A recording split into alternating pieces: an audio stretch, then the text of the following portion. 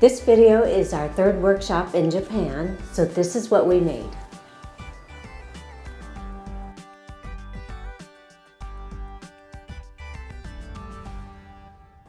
Hello everyone in Cyber World, welcome back to another video. I'm Richard, also known as Poor Man. And I'm Jennifer, also known as Mrs. Poorman.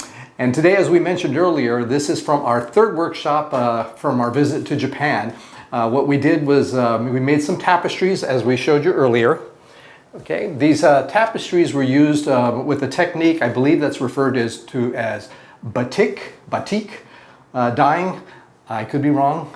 Anyhow, the idea behind this is actually kind of unique. You take a white cloth, you use some wax and some dye, and you come out with something like this. So let's go ahead and take a look at what we are going to do. And if you enjoy this video, please like, comment, or subscribe. And with that, cue music. Okay everybody, we are here in the city of Kyoto. Today we are going to be doing some, I guess, dyeing. The store name is Yamamoto, I'm sorry. Right now, no one seems to be answering the door. We're supposed to be starting any time now, but I'm sure they're here, so let's go ahead and go in and see if we can get started. Before getting started, there were countless designs to choose from. These are just a small sample of what was available. Once the design was selected, a white cloth was placed over it. A light in the table was turned on and the image was made visible through the cloth. And the fun begins.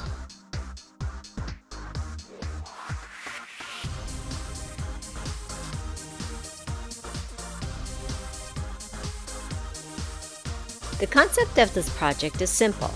You use a paintbrush and hot wax to trace over the pattern onto the cloth.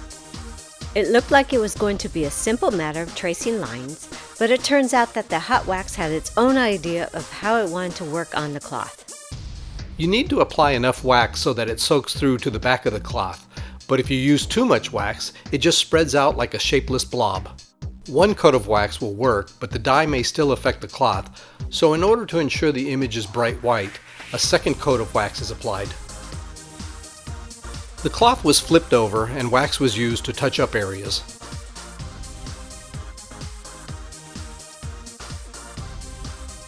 We stirred the cloth in dye for 10 minutes but was unable to film it. The dyed cloth was rinsed out 3 times, and when exposed to air, the color changed to a beautiful blue.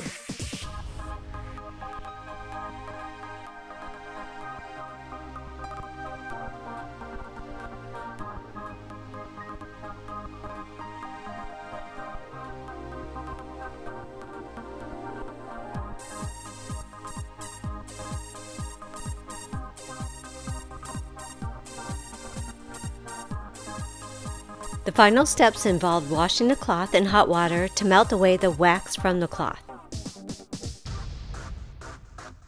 The initial hot water removed most of the wax, and the second wash with soap removed the remaining wax.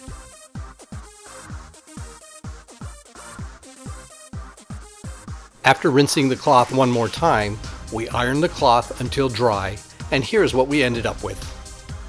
Mrs. Poorman went with the cherry blossom branch, and I opted for a bamboo image with the word Kyoto below.